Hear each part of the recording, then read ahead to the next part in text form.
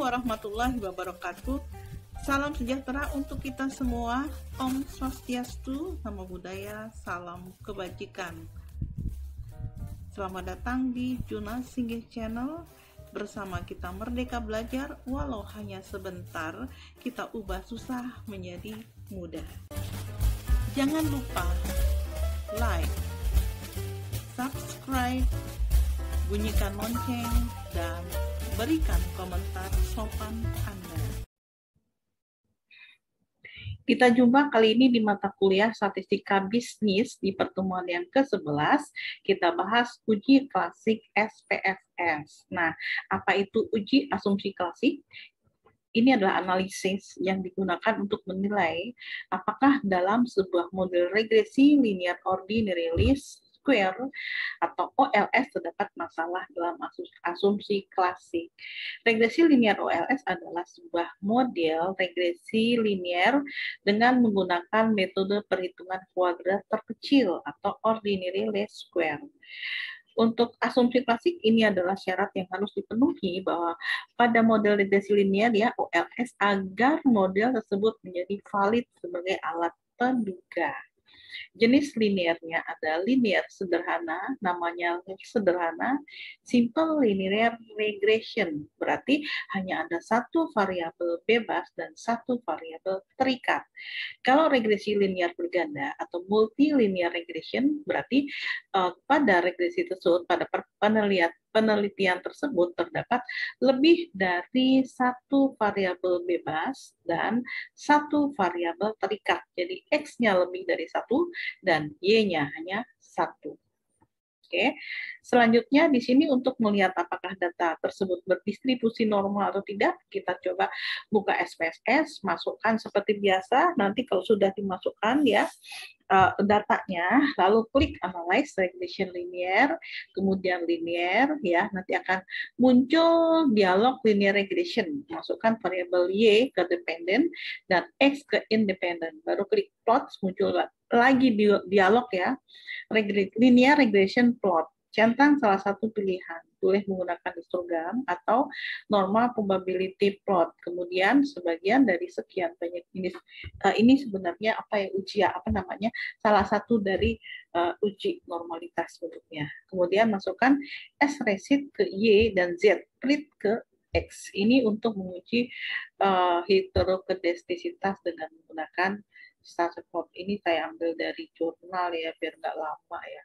Jadi yang pertama adalah analyze, kemudian ada regression, linear, kemudian Anda kita masukkan Y, ini adalah X, X-nya 2 kebetulan, contoh ya. Kemudian klik plot. Nah, plot ini Anda masukkan yang ini.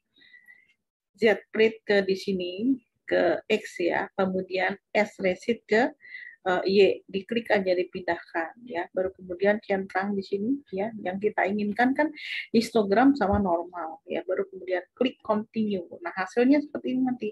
Ini adalah normal uji histogram, jadi menggunakan histogram.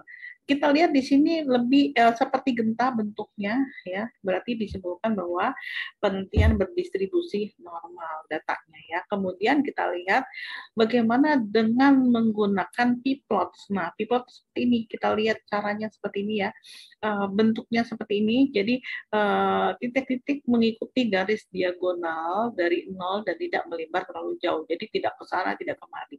Jadi mengikuti seperti ini, berarti dapat disimpulkan data berdistribusi normal.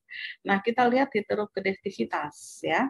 Sebagai antisipasi, jika uji tersebut nyatanya tidak berdistribusi normal, jadi artinya tidak homogen ya, terjadi heterokedastisitas. Jadi datanya tidak mungkin ya.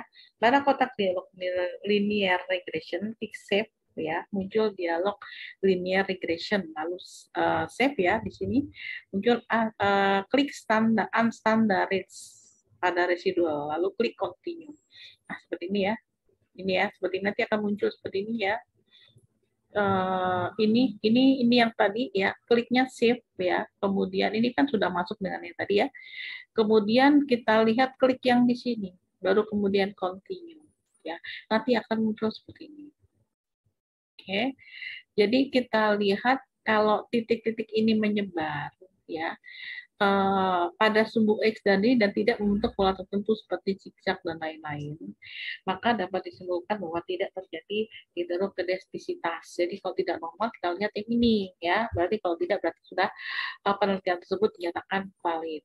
Oke, sekarang uji autokorelasi ini hanya untuk data time series saja, ya. Jadi di sini ada linear regression seperti tadi, ya, klik statistik, lalu linear regression di sini, central path dan partial correlation collinear diagnosis. Kemudian uji multicollinearitas, ya, kemudian central grouping motion, ya. Ini untuk uji autokorelasi, lalu klik oh. Nah, kita lihat seperti ini, ya. Seperti ini tadi, ya. Ya, jadi klik yang ini, ikutin ada estimasi, ya, kemudian model FIF, part yang di sini, ya, sama kolinearitas, jangan lupa di sini Durbin Batson, kemudian continue, baru oke. Oke, kita lihat hasilnya akan seperti ini. Ada Durbin Batson, ya. Kita harus bandingkan nilai DW dengan nilai DL dan DU pada tabel DW. Nah, kita lihat contohnya ini N-nya 71, berarti sampelnya 71, ya. Variabel bebas atau X-nya ini 2. Ya, X-nya 2. Nah, kita lihat di sini 58, di sini 71N, oke. Kemudian variabel bebas di sini 58. Sebentar, saya mau cek lagi kok beda. Oke, ini tadi sudah saya benerin, ya, contohnya di sini, misalnya N71 dan jumlah variabel bebasnya 2. Nah, variabel bebas ini berarti X-nya 2, ya. Di sini misalnya X-nya 2, kemudian berapakah nilai DL-nya? Nah, ini adalah tabel dari Durbin Watson, ya. Nah, dilihat di sini DL, nah, DL, ya, di sini. DU-nya, DL-nya 1, itu berarti lower, ya, paling rendah, ya.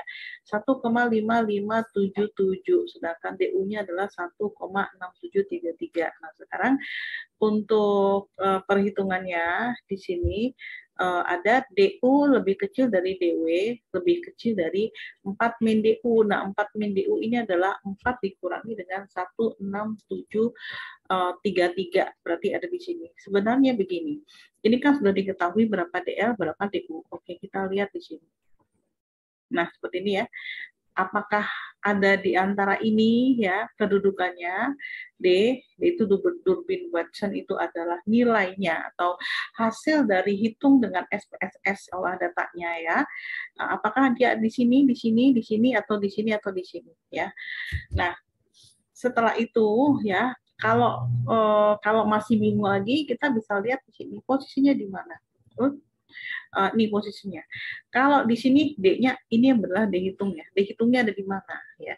Ini DU, ini DL, ya. Oh ya, ini DL. Kemudian di sini ada L itu namanya lower, ya. Di sini 2, ini DU, ini 4 min DU, 4 min DL. Nah, dari hasilnya ini, nah, D yang tadi yang dihitung itu ada di mana? Apakah di sini, ataukah di sini, ataukah di sini, ataukah di sini, ataukah di sini? Apabila terdapat di sini, ya, hasil D-nya yang dihitung, maka di sini tidak terjadi autokorelasi. Oke, tapi apabila D-nya ada di sini, berarti tidak dapat disimpulkan. Berarti bisa yes, bisa no, ya. Tapi kalau berada di sini, berarti menolak K0, jadi terjadi autokorelasi negatif. Nah, sedangkan kalau di sini, ya, berarti di bawah, ya, DL, ya, ini berarti terjadi autokorelasi positif. Oke.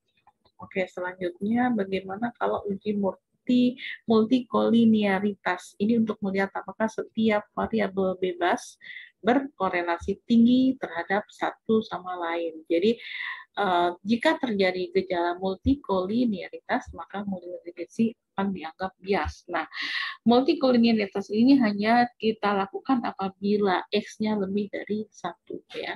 Jadi caranya di sini regression linear regression, ya, kemudian klik statistik, muncul model regression, ya, sama dengan yang tadi, ya, sebenarnya, ya. Ya, nanti akan muncul seperti ini. Sebenarnya yang tadi di bawahnya ada koefisien, ada data koefisien seperti ini. Oke, kita lihat fokus yang ada di sini, collinearity statistik, ada tolerance dan FIF. Oke, nah sekarang untuk tidak terjadi multikolinialitas ya, berarti di sini apabila tolerance ini syaratnya harus lebih besar daripada 0,1. Ini tolerance ini lebih besar daripada 0,1. Ini kan sama ya, nanti akan sama. Anda pilih salah satu saja. Kemudian FIF ini yang akan di sini harus lebih dari 10, berarti di sini sudah terpenuhi. Tapi apabila sebaliknya berarti terjadi multikolinialitas. Oke. Sampai di sini jumpa kita. Terima kasih. Wassalamualaikum warahmatullahi wabarakatuh.